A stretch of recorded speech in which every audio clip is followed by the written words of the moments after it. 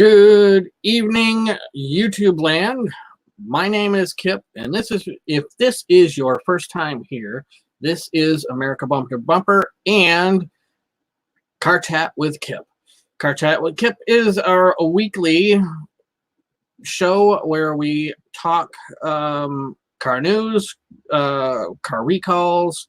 What else we do? We do other fun stuff in there. Buy it or boot it. We'll do in there as well, and we'll also give you channel updates, and we will talk in the brain no worky well. We'll talk in the chat. How's that? Yeah, that's what I'm going for. Hope you guys all enjoyed your week off. I didn't. Last week we didn't do this because I was doing a program called Wheels for Warmth that we are a part of. Hey, Sean, how you doing? And Wheels for Warmth was started by now governor of the state. People, hey, Trucker Dave, thanks for stopping in. So his thought was to get people to donate their old used tires. If they weren't good, then they could pay a certain amount of money. They could, and then they'd be off, sent off for recycling. Trying to keep tires out of the, fields and streams and that sort of stuff. And if they're good tires, they could be sold to people that needed them for a discounted price. So Thursday, Friday was a big drop-off days, and then Saturday was sale day. So that's what I was doing all of, pretty much all of last week. Glad it's over and glad to be back with everybody here. So let's get on into it. And we will start off with channel updates. We are currently, we're looking at the Facebook page. We have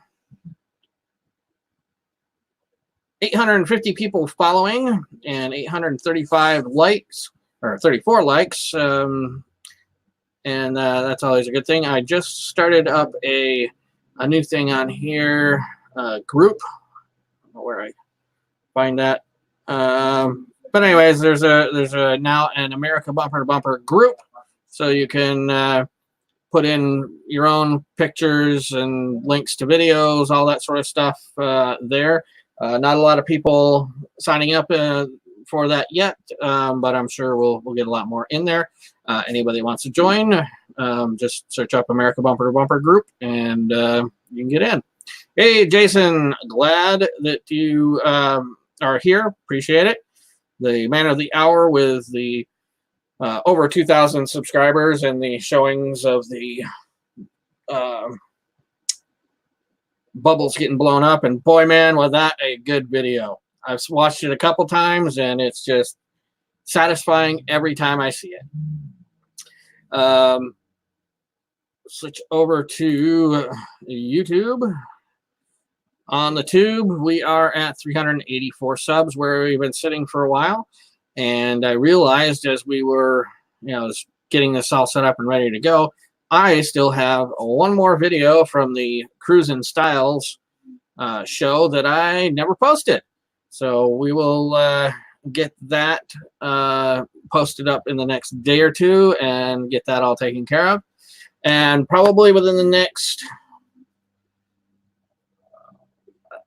gonna say we'll start it after Thanksgiving.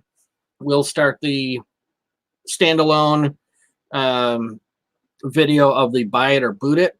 If you guys don't know what Buy It or Boot It is yet, that is where we go on Facebook Marketplace. We punch in a city and state, then we look at any cars within a certain price range and see whether what the people are trying to sell is, in our opinions, worth it, or whether it's not, and we boot it.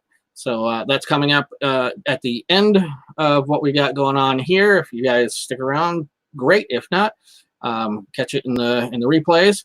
And let's hop into our stories. first story is one that I found on Jalopnik. I wish I was this smart when I was 14 years old, but this young lady right here, Alana Gassler, has developed a system to get rid of, as you can see in the little bubble there, a way to help with blind spots in the pillars. What she ended up doing was actually, for the most part, not a huge, not mind-blowing in the way of the technology used, but it's really mind-blowing that she was the first one to come up with this. And basically what she did is she put a webcam, I believe it's on the top of the car, or it may be windshield mounted. And hey, Walt, glad you could join us as well. So she mounted a webcam, and that webcam goes to a projector, and the projector focuses the light on the pillars so that you can see what is behind it. So you can see roughly in this, I'm not going to show the video, but you can see right here how you definitely can see the Yukon in the background. So yeah, and this the pillar is wrapped with a reflective covering, so it's easier for the projector to project on there. And this girl, all she had to do was design and print a special part that they needed to be able to focus the projector correctly on those pillars, and she got 25 grand for coming up with that idea. So way to go, Alana. And I wouldn't be surprised if we start seeing this in cars in the not too distant future. Our next chat we're going to talk about is this one. ProCharger's SEMA show car was stolen, taken for a joyride on a 14-car police pursuit, recovered, and it's going to be displayed. Now, what I'm going to be, what I will say about these guys, the ProCharger car, I know the guys that built it. Clinton Brothers Performance and Auto, they're out of South Burlington, Vermont. I've done a bunch of videos with them on their, I did one on their 2017 SEMA build, another one that wasn't really a SEMA build, but it was a Corvette that they made special for a dealer, a whole bunch of stuff. They're a fantastic bunch of guys, and they are just do amazing work.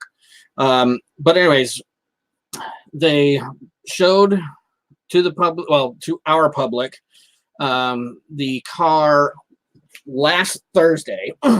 And if I hadn't been doing the Wheels for Warmth, I would have been there to make video, but unfortunately didn't work out. So they shipped off the car. It made it to Las Vegas, and somehow, somewhere, the trailer that the car was in was stolen. So the car's gone, trailer's gone. What are you going to do? So the Quinton Brothers put out a huge thing on Facebook, Instagram, every social media, saying, help us find this car. And it was next day where they started posting up that yes, they had found the car. However, and as soon as I heard, read in the Facebook post, the however, and then I saw the videos, and you guys can go on and go onto their Facebook page, and they've got some videos on there. Anyways, somebody is in the car being chased by police. They think they've hidden. A police officer finds them. They smash the car into the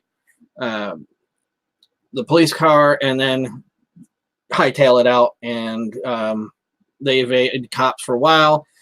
They did recover the car in a shopping mall parking garage, but the guy was nowhere to be found. And then they've gotten massive press from this, and Pro Chargers decided that they still want to display the car. So damaged, all damaged and stuff. The car is going to be displayed at the Pro Charger booth at SEMA. It is great that they got it back. Sucks that the car got smashed, and they definitely have one hell of a story. So let's get down here, and that you can see a picture of the fender that got all smashed up, and then this is the guy who actually stole the car. Some more pictures. Let's see if I can. No, I'd have to go to the Facebook page. Let's see if I can do that real quick so you guys can see what car looks like, because it's a great, it's not a great story, but, overall, but it definitely is worth the. Come on, Quentin Brothers. There we go. I should have had this up before. Yep, definitely, Sean. All that work and then poof.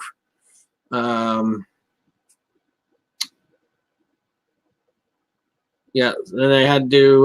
They had some other problems with trying to get down there to top it all off. Oh, come on! They had some really good pictures. Where's those pictures? Not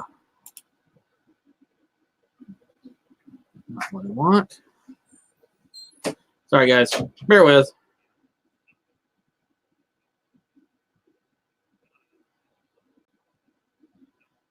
Now, here's.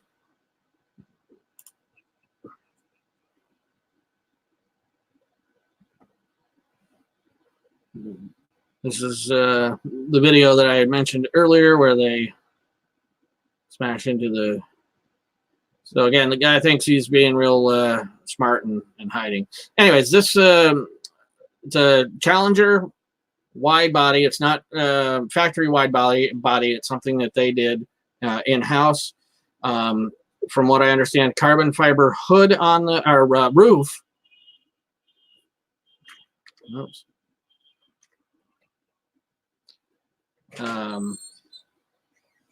This is the police officer that goes and finds it.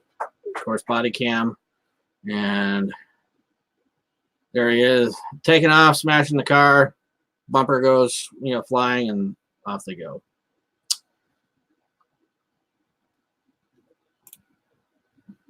So, anyways, happy again. Happy that they were able to get the car, back. Happy that they're gonna still be able to show it. It's not. Yeah, you're absolutely right, Jason. Publicity on this thing has gone wild. They're definitely, if nobody knew about Quentin Brothers before this, they definitely will after. All right, other car news. I think some of the biggest news of the week is Fiat Chrysler and Peugeot have signed a merger.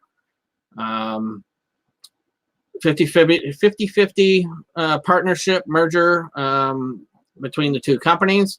So between the two of them, they now will have the fourth largest car manufacturing company with roughly 8.7 million units sold per year.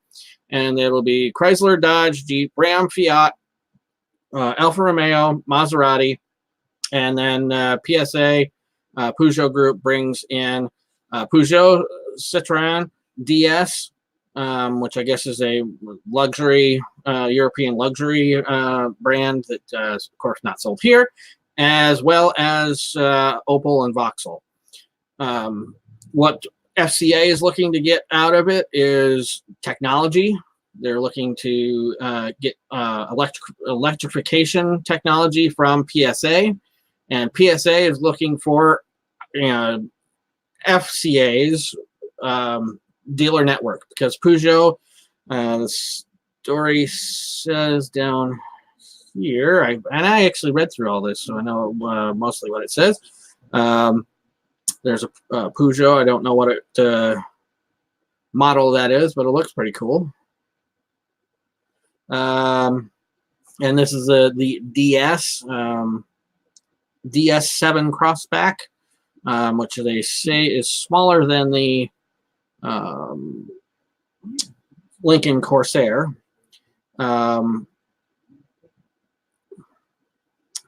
Where was I going before I said this?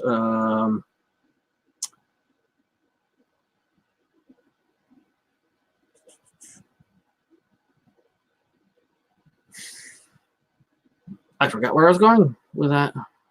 Oh, Peugeot wants to come back to the U.S. They had planned to come back by 2026, I think it said somewhere.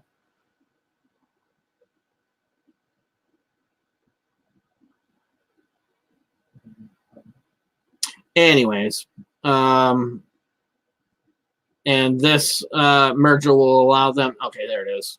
Right here. Oops, right here. I wanted to come back by 2026, but with the dealer network, it looks like this is going to be. They could be pushed ahead a bit, and none of the Peugeot, Citroën products, PSA products, other than the Buick Regal, which is an Opel to start out. That's the only car that's built in Europe that we get. That's the rest of it's going to be, yeah. Let's go back over there.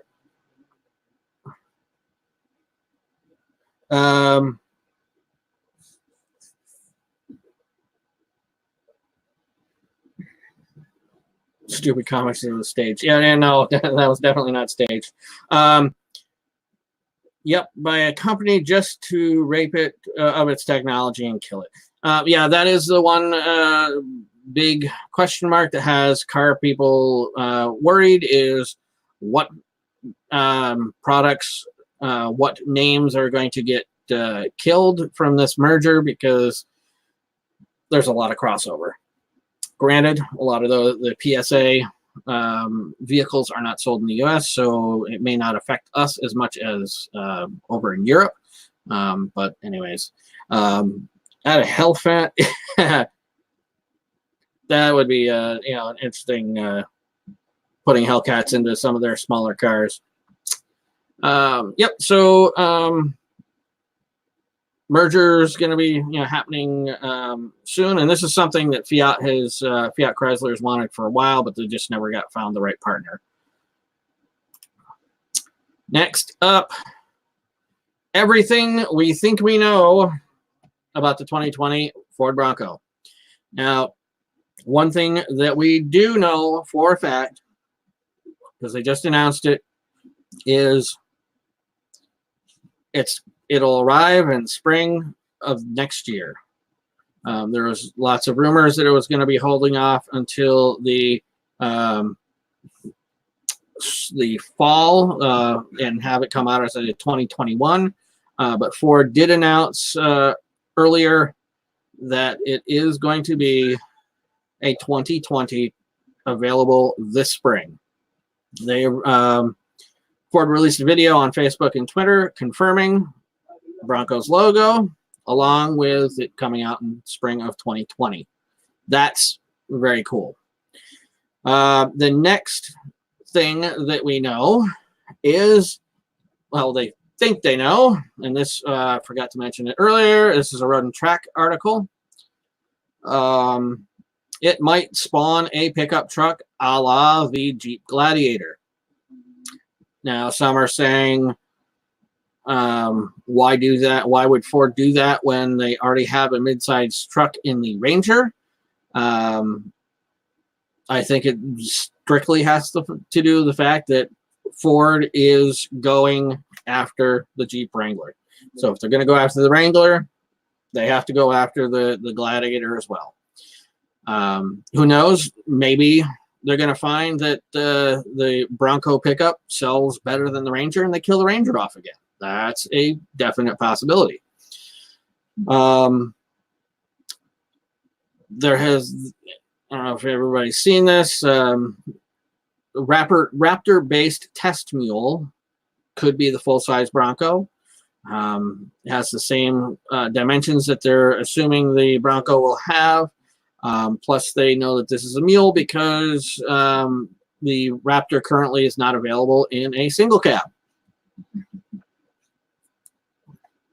And anyways, guys, if you haven't had something like this yet, Sam Adams Winter Lager, quite refreshing. I'm not a paid spokesperson, and this is not a sponsored telecast. There's a picture of the camouflage test mule for the Bronco. The other thing that we do know is that this is built on the Ranger platform. I think it says this down a little bit further too, but anyway, there's, as this is Jeep Wrangler's competitor, they are going to have a 4-door, 2-door, and then potentially that pickup. It's assumed that the roof will be removed like all the other ones as well. How are we doing? Are we still? All right. Just want to make sure that we were still all on the same page here. Doors and roof will come off, which is cool. I think I talked about this in previous shows, that there are patents that will show that the mirrors will be mounted on the, outside of the A-pillar rather than the doors like the Wrangler. So when you're off-roading, you will still have mirrors, which is a cool thing. Now, yeah, and as I said, based on the Ranger, so engine options will be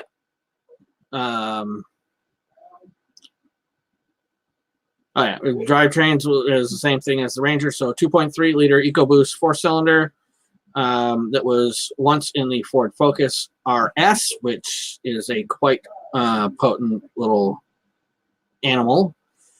Currently in the Ranger, it's 270 horsepower, 310 pound-feet of torque, and it's mated to the 10-speed auto. There is also, and there's right there, might get a manual transmission. It really should. If it's going to be a competitor against the Wrangler, it has to have a manual transmission as well. So that's something that it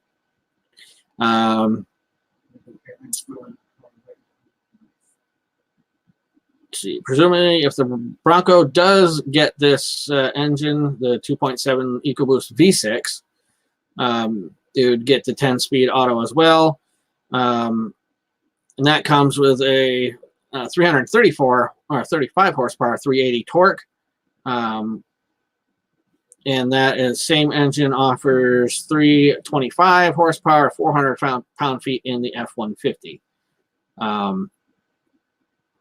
And finally, the hybrid. There will be a hybrid version, which, again, not terribly surprising. Everybody's going hybrid. And just so everyone knows, all of these pictures that have been in here are renderings. These are not what the vehicle is going to look like. These are all speculation. I wanted to, jump out of my skin when Send It Steve was talking about getting the new Bronco, and he's showing these pictures. I'm like, dude, that's not what it's going to look like. Those are renderings, but hey, whatever. And the other news about the Bronco is we are also getting a baby Bronco, or a Bronco 2.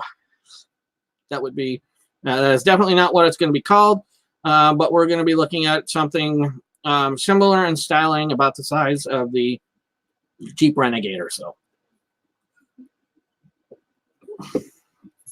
Yeah. Let's see where we are in the chat. Never buy a car that isn't spelled the way. Yeah, those Frenchies and their weird pronunciations. going after Jeep, it needs removable top. Absolutely. Tuners are going to getting big numbers out of the new Rangers. Yeah, that's very true. The aftermarket is certainly loving the new Ranger, and if this is truly going to be a Jeep competitor, they're definitely going to be needing that extra horsepower, because our next story is, and I'm not going to go deep into this, but Hennessy. Thank God for Hennessy. And I don't mean the alcohol. I mean the Texas-based tuner, 1,000 horsepower Jeep Gladiator. Oh, yeah, baby. Tuner Hennessy is building 24 Hellcat-powered Jeep Gladiators. The Gladiator Maximus, 1,000 horsepower, 933 foot-pounds of torque. And it's going to be unveiled at SEMA. So keep your eyes on your feeds from SEMA, because it's going to be there. Now, price is an ouch-worthy $225,000. Ouch. But you don't have to supply your own Gladiator. That includes the vehicle. But boy, that looks pretty kick-ass. Hey, someone new, King Frankenstein. Thank you for coming into the live stream. I appreciate you being here.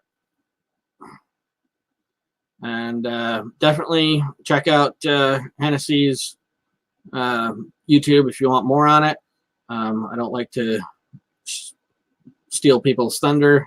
And there is the Hellcat motor stuffed inside of the Gladiator engine bay. Definitely not a lot of extra room. They should be hemifying their own Jeeps. They should. And Jason, I truly believe in the not so distant future, you will see a Hemi, whether it's the Hellcat, in these vehicles. Especially if Ford outdoes them at any point with the Bronco, they're gonna have to reply. And I can definitely see them putting in a Hemi, something like that. So Hennessy, if you got an extra $225,000 laying around, go buy yourself that awesome rig. And speaking of Hellcats, we're now going to look through very quickly. Cheap Press says, yeah, they say no to the V8, but if they start, getting competition from Ford and the Bronco, because right now they can say whatever they want. They don't have any competition. There's no other vehicle, at least not that I'm aware of, that has removable roofs, all that, good off-road, stuff that you can get on a Jeep. So they can say, no, we're not going to do a V8. Why bother? Because nobody, but if Ford can bring something in and can show that there's a market for something with V8, absolutely it's going to happen. Aftermarket just did it faster. That is very true, Sean. Absolutely. Aftermarket has had time to play around with these things a lot more than Jeep has just had to worry about getting this thing out without screwing up the launch. The aftermarket's had time to play with it, which is cool. Likely more reliable. Yeah, that's a good SRT Cherokee. Ooh, that would be nice.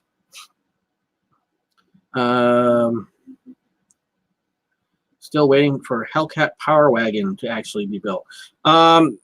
That's coming. I don't remember where I read that. It was a while ago, I think, that they had said that the Ram is going to be getting a Hellcat engine in. But if I can find that story somewhere, I will try and do that. But all right, so we're going to go through. It's 20 cars. under $100,000 that have 500 horsepower or more. First up, Dodge Challenger SRT Hellcat 717 for 60 grand. Ford Mustang Shelby GT350 526 horsepower, 61 grand.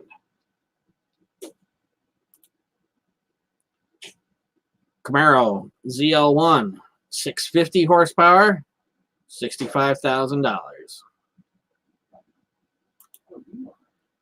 And a commercial. SRT Charger Hellcat 707 horsepower, $71,000.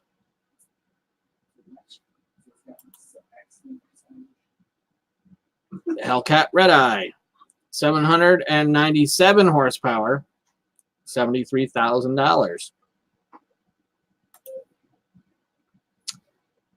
Mustang Shelby GT500 760 horsepower for 74 grand.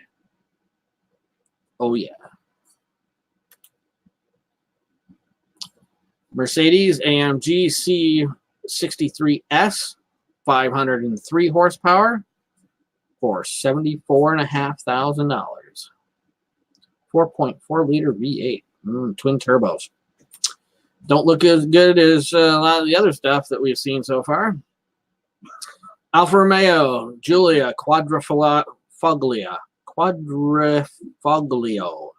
Woo, those Italians. 505 horsepower, or almost $76,000. Another commercial. BMW M550i xDrive, 523 horsepower for $77,000. And that is out of a 4.4 liter twin turbo V8.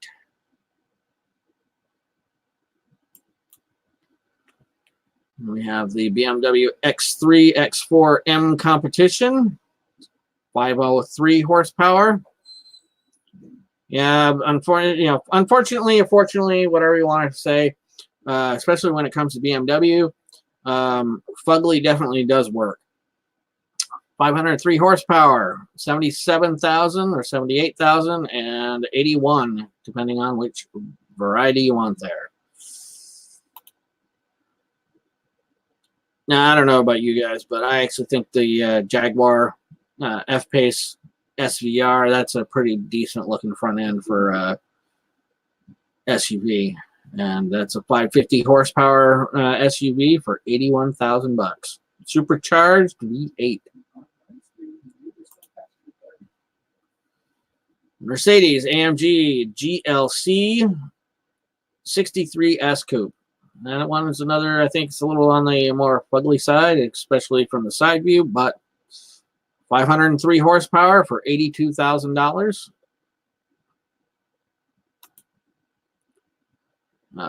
And I don't know about you guys again, but I think that the Alphas, the Giulio and the Stelvio are some of the best looking mid-level European cars you can get right now. That, in my opinion, just is,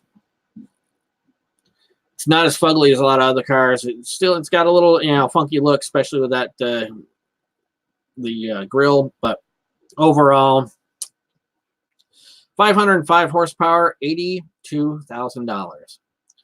Hey, Grant, how you doing? Gonna clean the house tonight. Guest coming, but at least want to drop it. Hey, no problem. Is anytime that you're here is a great thing. Hope you have a good time with your guests and get to cleaning.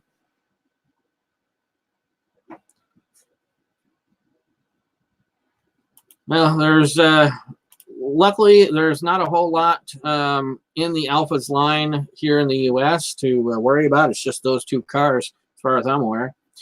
Next on our list, Z06 650 horsepower for $83,000. And we definitely know everybody's watching Street Speed 717. They are more than capable.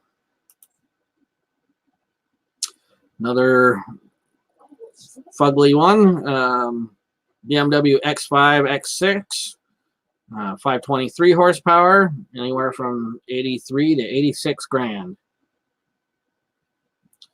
Now, if they would shrink those kidney grills down a bit, it may not look so bad, but that and Audi just have such huge gaping grills. It's kind of don't like it. All right, Range Rover Sport Supercharged, 518 horsepower for 88,000. Trucker Dave, thanks for staying as long as you did. Much appreciated.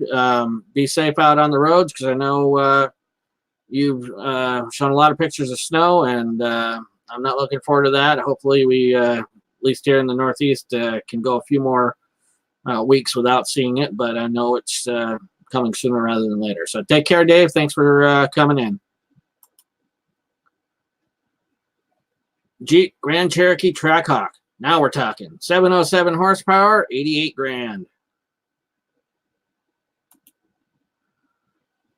Cadillac STS-V, 640 horsepower for just under 90 grand. I think Cadillac is doing a huge disservice to themselves by getting rid of the CTS-V car. I think it's a great looking car, and the fact that you can get the vet engine, because I'm pretty sure all the other V cars that are coming down the pike will not have V8s. I think they're all going to like twin turbo 6 or 4 cylinders. So end of an era for Cadillac once they get rid of this car. I do agree with you, Walt. I like that picture of the Range Rover, because it's not a perfect picture with, because it's muddy. I like cars like that. Speaking of, Range Rover Velar SVA Autobiography Dynamic. Wow, that is a mouthful. But 550 horsepower for just under 92 grand out of a supercharged V8. And that is not the worst looking thing I've ever seen. And final car on our list here is the Cadillac CT6V, 550 horsepower for 96 grand. And okay, I'm sorry, still has V8, 550 horsepower, 4.2 liter twin turbo V8.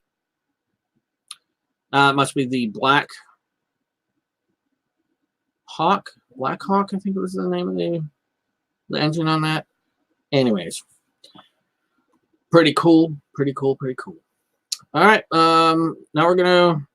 Hey, Pete. Thanks for coming in. Appreciate you stopping by as always.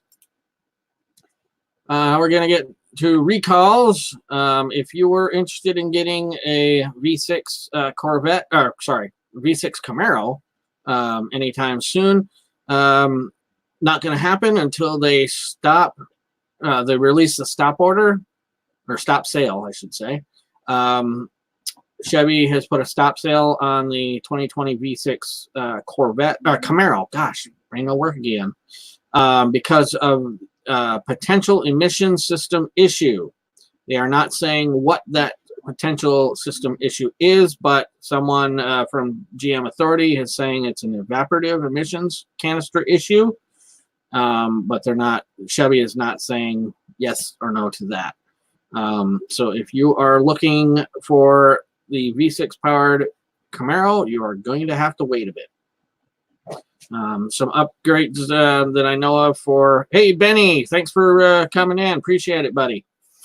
V6 cars now have the bow tie in the upper grille rather than on the, I don't know if you call that bumper or whatever. Definitely makes that car look a ton better.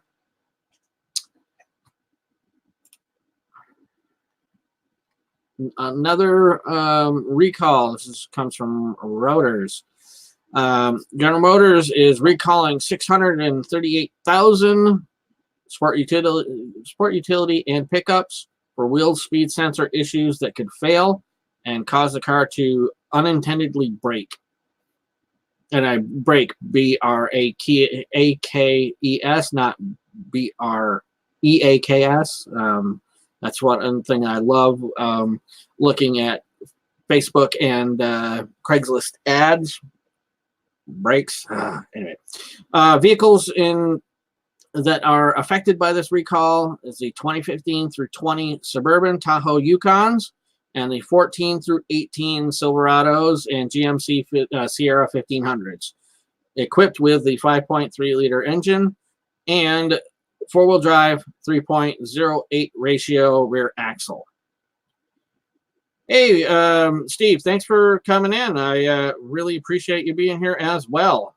Kip loves Camaros. Oh my God, I definitely love your Camaro. Hey, Steve, you're in for SEMA, correct? If you are, make sure that you go to the ProCharger booth and see the Hellcat that was technically both for GM. Yeah, okay, Walt. Make sure you go and check out the Hellcat that is at the ProCharger booth. I don't know if you've been hearing it around the area, but that's a car that was stolen and later recovered after it was wrecked. Post up some pictures if you do, because I've seen a few things online, but I'd love to see it, pictures of it in the booth. Not this year, bummer. But you were out in Vegas for something, right? Okay, yeah. I knew you were in Vegas at one point.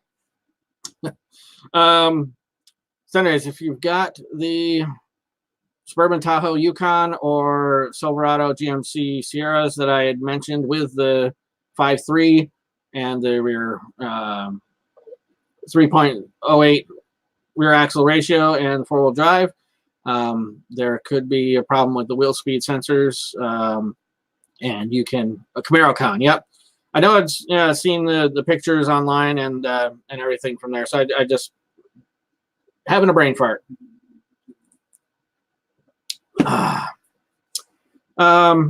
Yeah, wheel speed sensors are having issues, could cause these trucks to brake unintentionally. So if you have one of those, go get it checked out or wait for that letter from GM saying that you need to get it fixed.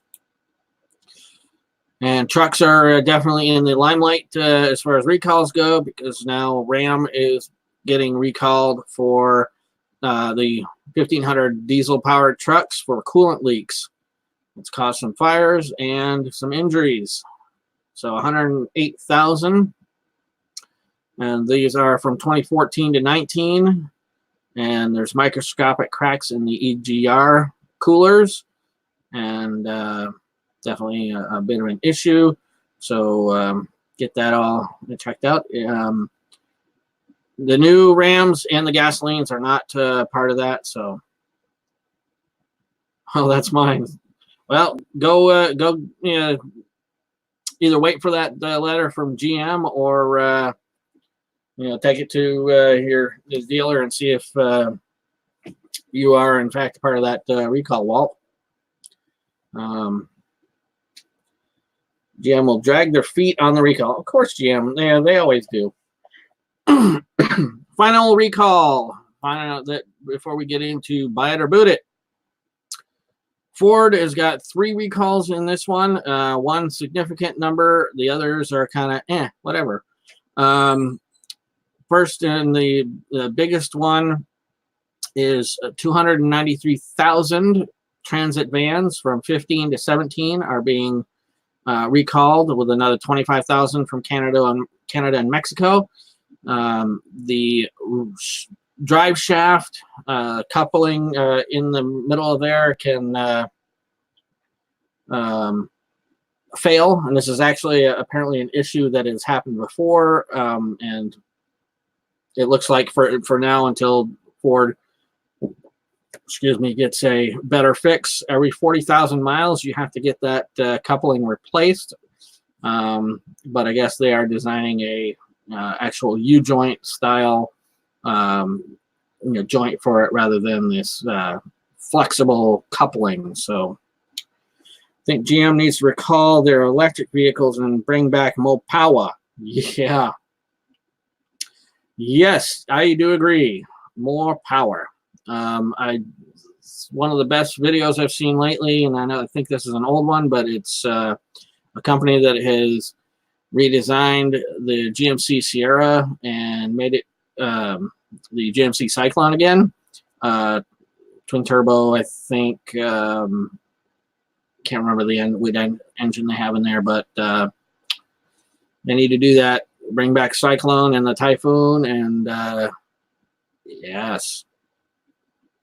Other vehicles in the recall: 500 Edge compact SUVs are being recalled because of possible faulty seatbelt pretensioner anchor, and a total of 18, not 18,000, not 1,800, 18 2019 Expedition and Navigators to retorque the rear toe link fastener.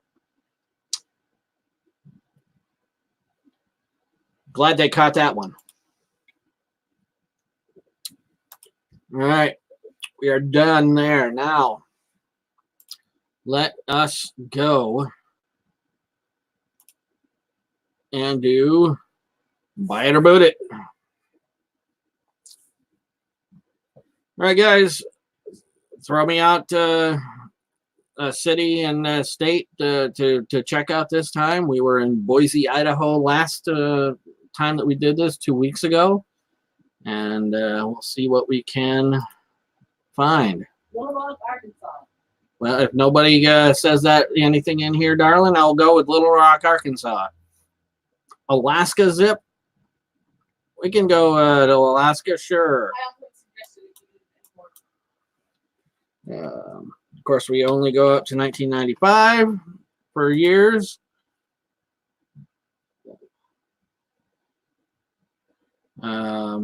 Reading, Pennsylvania, says Steve. Sure. We'll do some from Reading, and then we'll find something in Alaska. Reading, Pennsylvania. And what? Cool. What? You ignored us. No, I'm gonna get you guys in a minute. That's what they all say. Well, are you guys in the live chat? Yeah. Sorry, I'm getting something from the peanut gallery over there. Let's go with 7,500 to 9,000. Ooh, Fiero. Yeah. Wow. That is something you don't see every day. Okay, let's go back because you guys are throwing out stuff from what we had from the last time. The Roadmaster wagon. We got the Roadmaster wagon. Which one? There's the white one, and then there's a blue one.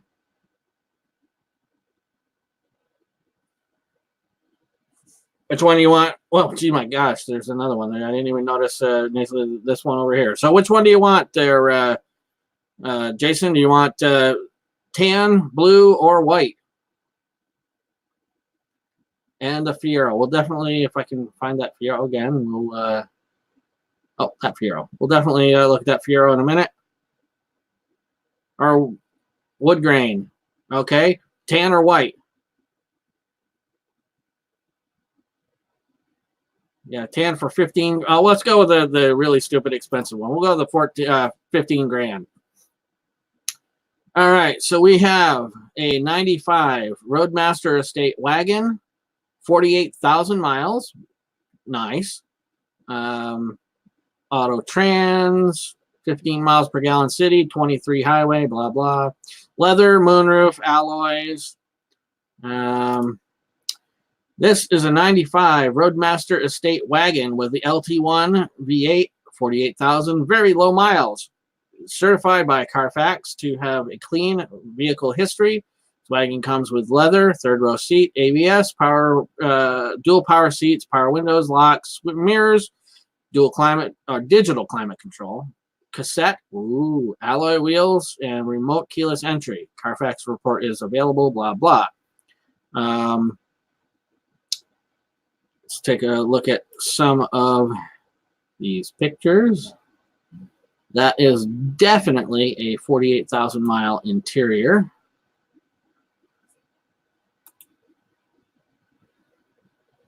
Tape decks. All right. I don't know what this button is, but it looks kind of cool. Discount if you buy all three. Yeah, that would definitely be the way to go.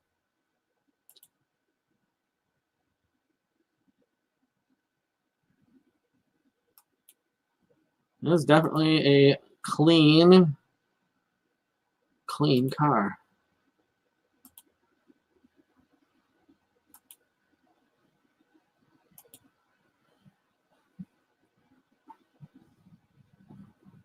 $2,500 Canadian, 1,800. Yeah, looks like a start button. Yeah, I was kind of thinking that too, but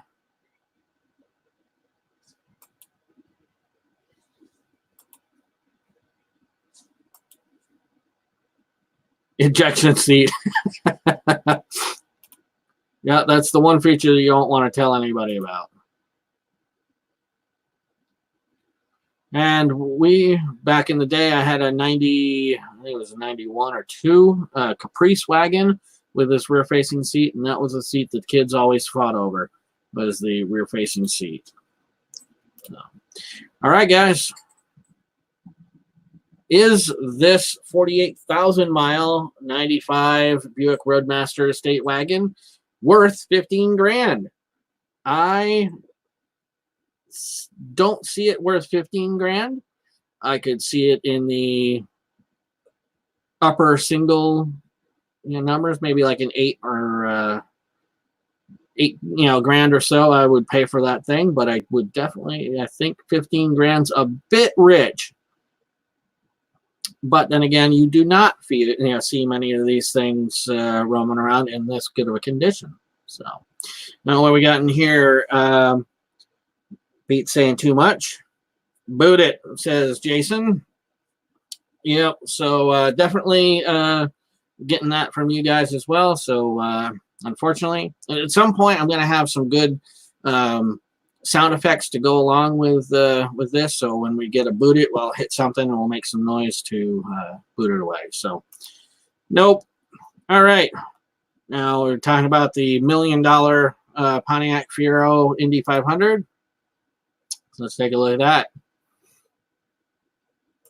84 Pontiac Fiero Indy 500, 26,000 miles, bought from an estate sale. It's been sitting since '89. Original owners, no brakes, no clutch, and haven't tried to run it yet. Very rare find, only 250 made in a 4-speed model. Looking for offers, nothing under 3 grand. So 3 grand for a Indy Fiero. Interesting color scheme, but it does have that 500 logo embossed in the seat, so that's kind of cool. I wish people would have pictures all the same size, because that's a bummer. Iron Duke 4-cylinder sitting right there, baby. A whole whopping like 70 horsepower, 80 horsepower. But to be fair, on a car that weighs next to nothing, that's not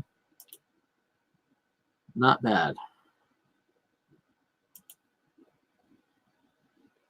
All right.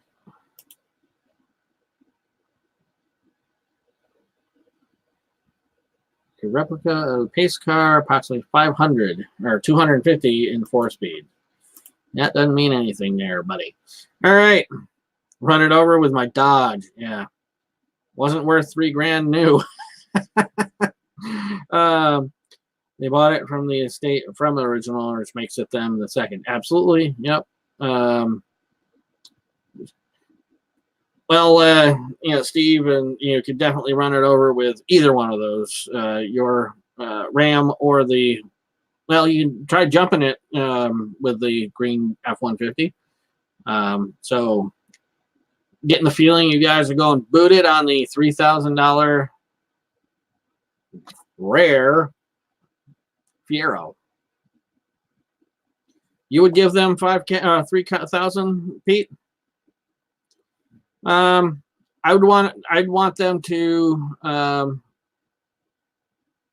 try and get it running first, and then I might go with it. But speaking of wall art, Jason, are you planning on making wall art out of Bubbles front end or bumper? Because that would be a nice thing to go under your Cordoba. That'd be kind of cool. So Pete says, yep, he would pay $3 grand for it. So we got some, at least one of you that says it's worth the $3 grand. I love Fieros. I would love to have one. I'd rather know that it runs before I paid $3 grand for it, even though it is a rare car. You're not getting anything real special other than the fact that it's a Indy pace car edition. No engine upgrades, no anything like that. So yeah.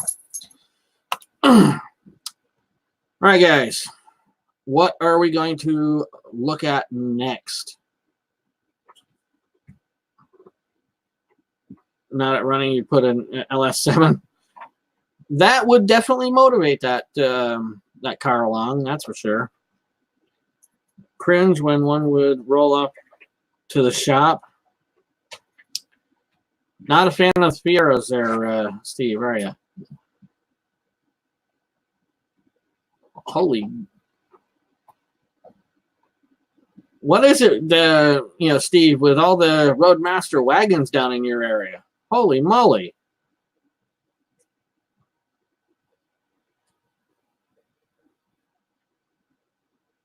Huh. Okay, I'm sorry, I gotta look at this. And it's in Isuzu Impulse Turbo for $12,000. Sorry. Okay, we'll go back to the Eagle and the Chrysler New Yorker in just a second. I just had to look at this and going, what the hell are these guys on as far as drugs? There is absolutely no way that this thing is worth $13,000. I don't care how nice it was. I don't know if it was $13,000 when it was brand new. Okay, no, I'm not even going to waste the time. Boot it. Oh, the Z24 you hated seeing coming in? All right. So we've got Chrysler New Yorker. Blue Chrysler New Yorker. Yep. Okay, we'll go with the New Yorker, and then we'll take a look at the Eagle. Dark blue or light blue. Don't worry about the Eagle. I got to run. Okay, Jason, thanks for being here as long as you have. I really appreciate you coming in and playing along. This 13 grand for a 78 Chrysler New Yorker with just under 25,000 miles. See what we've got here as far as Survivor car in very nice condition inside and out. I wish that you'd tell us more about the car here rather than having to go to your website, but let's take a look at your pictures.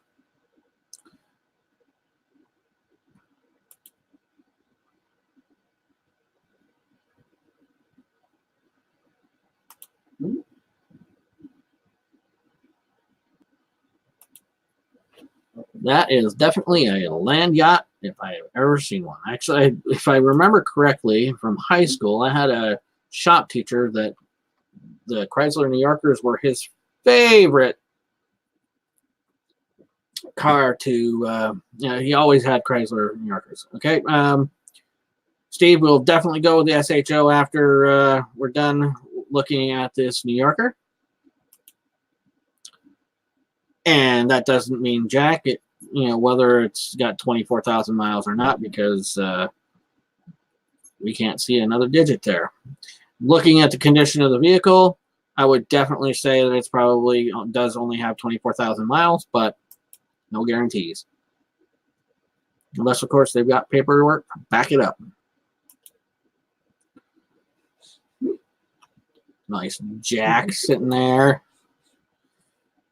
As clean as this thing is, I would be very surprised if it didn't have the 24,000. That was pretty high tech for a radio back then.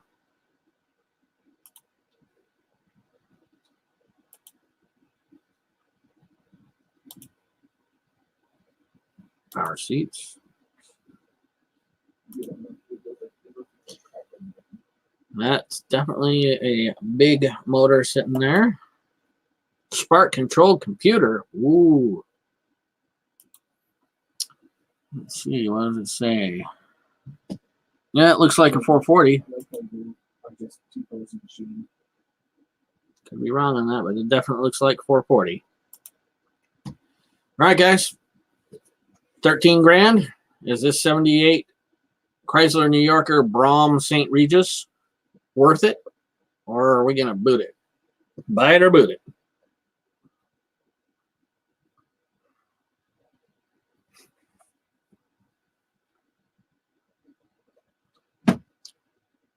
I am personally I'm not into spending a lot of money, so I would say unless it's something really worth a lot older or whatnot, but you got to boot it from Pete. I'm going to agree. I think this is more of a, again, about a $7,000 or $8,000 car, because these things is maybe it's going to become more popular and worth more as time goes on, but not right now. Blue interiors turn yellowish with age. This was indoor kept. Nice. Enough vacuum lines to make a bungee jump out of it. Oh, that is good. And we got Steve saying boot it as well. Sorry, folks. At Cressley's, we are booting your Chrysler New Yorker. And now we're going to go with the SHO for Steve. Ooh, this one has seen better days. But then again, as long as the engine and trans are good, there's a lot you can do with the rest of it. Oh, hello, world. Too much people watching me. I don't think so. I can always use more. Thanks for stopping in for the bit that you were here. Hello, world. I'm pretty much agreeing with you, Pete, right now off the bat. Let's go through these 4 pictures. It does have low miles, 71,000, so that's not too bad. She definitely looks a bit rough.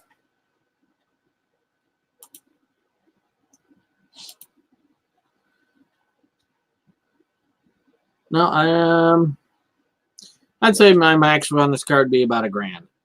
Again, does it say anything about it running? No, it just says there's more pictures elsewhere. Okay, 5-speed, yeah, 71K, very rare. Runs and drives very well and has no mechanical issues that we could find. Power windows, locks, mirrors.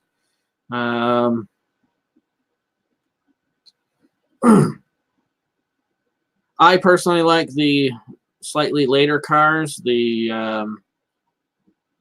93 era shows. I think I like the front ends a bit better than these, but you get it for $1,000. Look over at your view counter. Okay.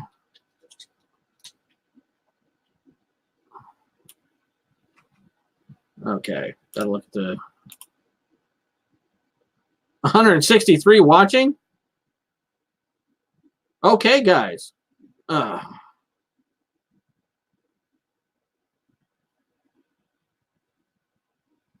Yeah, it'd be nice if there was 163 people actually watching. I'd really appreciate having that many people here. However, 175. Okay. If ever there's 175 people here, start chatting away, folks, because I don't know that I quite buy it. But hey, if you're here, thank you. Couldn't be happier. All right, we're going to do one more car, and then we are going to call it a night.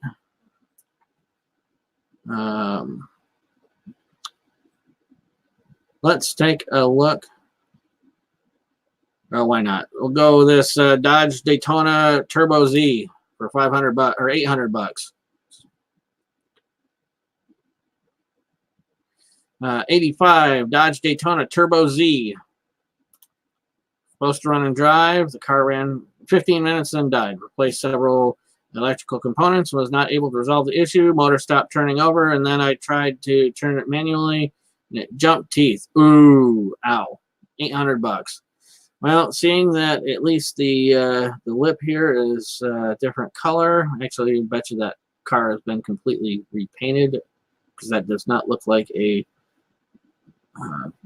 good paint job, in my opinion. I'm sure there's somebody out here there that'll give you $800 for it. I wouldn't. All right, any other cars before we call it a night? There's cigar. There's cigar. Cigar lounge.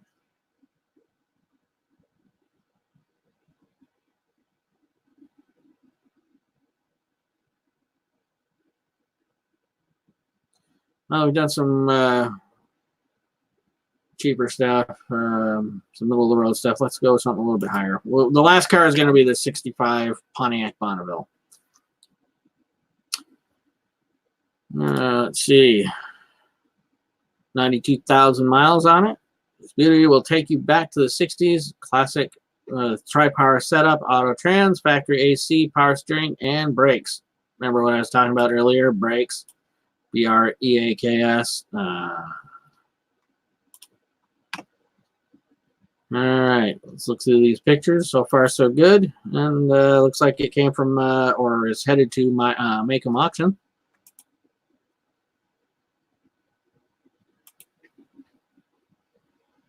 Sweet looking car.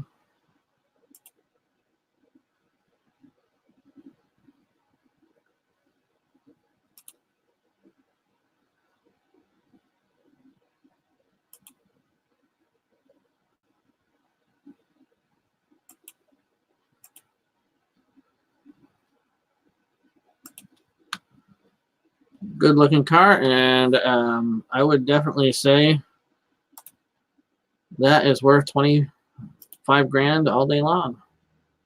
All right, that's gonna do it for us, guys. Thanks everyone who's here, and add me in there. Wrong one. Let's try that button. Hey, there we go. Thanks, guys, very much for sticking with me and hanging around. Thanks for all the chat. Really appreciate it. Thanks for watching the buy it or boot it section and playing along. What we got coming up, like I said, I forgot about one more video that I've got from the Cruisin' Styles car show that I got to get up this weekend. And then we're going to get back into the how well it held up. Got to get to the dealership and do some more videos there. So that will be coming up. Anyways, thanks, guys, again for sticking around. We're going to end it like we have started to do. Dreams without ambition is like a car without gas. You're not going to get very far. Take care. God bless. Have a good night.